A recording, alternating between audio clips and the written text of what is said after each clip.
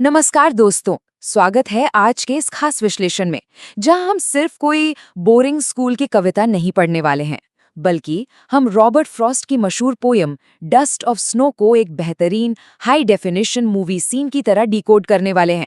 मतलब एक ऐसा सिनेमैटिक एक्सपीरियंस जो किसी को भी सोचने पर मजबूर कर दे। तो चलिए बिना किसी देरी के इस कहानी में गोता लगाते हैं। अब इस चर्चा की शुरुआत एक बहुत ही गहरे सवाल से करते हैं। क्या कभी ऐसा हो सकता है कि कोई छोटी सी बिल्कुल अचानक घटने वाली घटना आपका पूरा नजरिया ही बदल दे और उन पुराने अंधविश्वासों को जड़ से उखाड़ फेंके जो हमारे दिमाग में गहराई तक बैठे हुए हैं? सोच कर देखिए, क्या कोई मनहूस मानी जाने वाली चीज आपका पूरा दिन बचा सकती है? इस बात को समझने के लिए सबसे पहले हमें अंधविश्वासों के उस जाल को देखना होगा जो हमारे आसपास बुना गया है। होता क्या है ना, समाज अक्सर हमें बचपन से ही बिना सवाल किए इन मिथकों को मानना सिखा देता है। घर के बड़ों से बातें सुनते सुनते वो अनजाना सा डर हमारे मन में बड़ी गहराई तक बैठ जाता है। और इन मान्यताओं का कॉन्ट्रास्ट देखिए, बड़ा ही दिलचस्प है। अक्सर हमें टोका जाता है कि अरे बैठे बैठे पैर मत हिलाओ, अशुभ होता है। लेकिन मेडिकल साइंस क्या कहता है? उसके अनुसार बैठे बैठे पैर हिलाने से दरअसल डायबिटीज का खतरा कम हो सकता है ना कमाल की बात। इसी तरह हाथों में खुजली होने को पैसे आने का संकेत माना जाता है, लेकिन असलियत में अक्सर ये तब भी होती है जब इंसान पूरी तरह से कड़की में होता है और उसका महीने का बजट पूरी तरह हिला हुआ होता है। कुछ और बेतुके कॉन्ट्रास्ट पर भी गौर करते हैं, जैसे काली बिल्ली का रास्ता काटना। इसे लेकर लोगों में कितना खौफ रहता है कि पक्का कोई दुर्घटना होने वाली है, जबकि हम सब जानते हैं कि कई लोगों के घरों में तो पालतू बिल्लियां दिन भर इधर उधर रास्ता काटती रहती हैं और कोई आसमान नहीं गिर पड़ता। और कौवे, उन्हें तो बस सीधा मनहूस डिक्लेयर कर दिया जाता है, जबकि असल में वो इतने स्मार्ट पक्षी होते हैं कि कंकड़ डालकर घड़े से पानी पीने वाली उनकी समझदारी की कहानी हम सबने बचपन में ही पढ़ ली थी। तो अहम बात यह है कि ये सारी मान्यताएं, चाहे वो बिल्ली का रास्ता काटना हो या फिर कुछ अजीब लोगों का ये मानना कि जो पैसे वाला होता है वही टकला होता है जबकि असल में शायद उस बेचारे के इलाके का पानी ही खराब हो। कहने का मतलब है कि ये सब बिना किसी लॉजिक के हैं। अपनों की सलाह जरूर माननी चाहिए, लेकिन इस तरह के अंधे भरोसे से, इस ब्लाइंड फेथ से हमेशा बचना चाहिए। अब यही सारी बातें हमारी इस कविता के लिए एक बहुत ही डार्क और इंटेंस सिनेमैटिक सेटिंग तैयार करती हैं। चलिए उस माहौल में चलते हैं। जरा इस दृश्य की कल्पना कीजिए। एक कड़ाके की ठंड वाला सर्दियों का दिन है। एक बेहद सर्द, एकदम अकेला कर देने वाला माहौल। हमारा कवि यानी पोएट उस सुनसान रास्ते से गुजर रहा है। वो बहुत ही ज्यादा उदास है, अंदर से टूट चुका है और किसी बहुत ही गहरी बोझल सोच में डूबा हुआ है। तभी उस रास्ते में एक पेड़ आता है, हेमलॉक ट्री।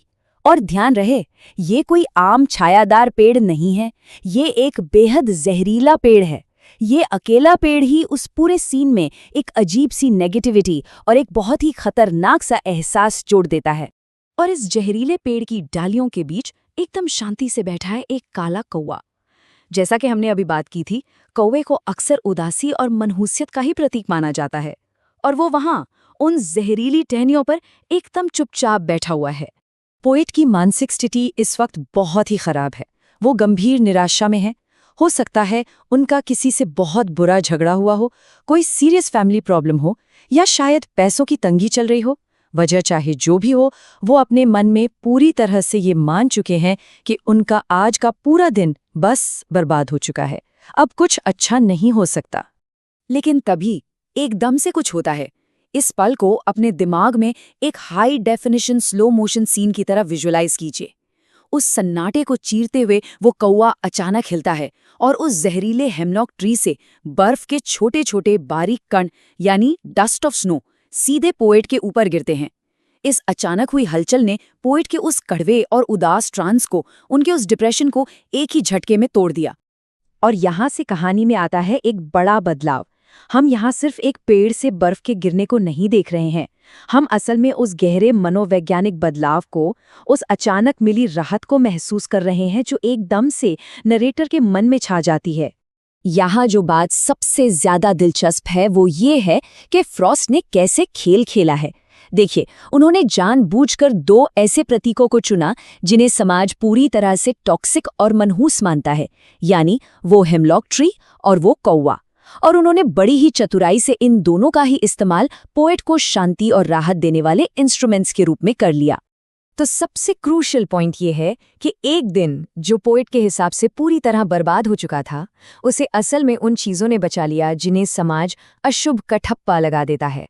ये इस बात का परफेक्ट सबूत है कि कई बार दो नेगेटिव चीज़ें मिलकर भी एक बहुत ही गहरा, बहुत ही खूबसूरत पॉजिटिव प्रभाव पैदा कर सकती हैं और हमारी जिंदगी में अप्रत्याशित खुशियां ला सकती हैं।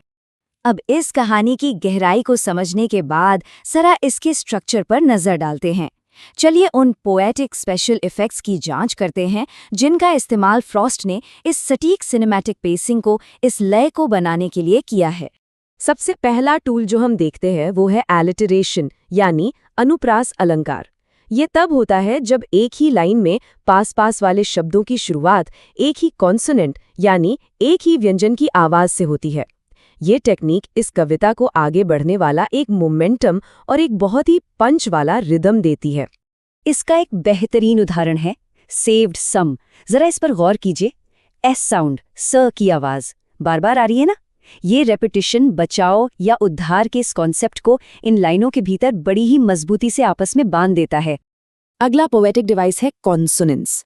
अब इसमें क्या होता है कि कॉन्सोनेंट साउंड्स शब्दों के बीच में या आखिर में बार बार रिपीट होते हैं, जिससे दिमाग में गूंजने वाला एक इकोइंग इफेक्ट पैदा होता है।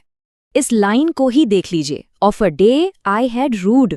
यहाँ डी यानी ड साउंड कितने भारीपन के साथ रिपीट हो रहा है। डे में डी, हैड में डी और रूड में डी।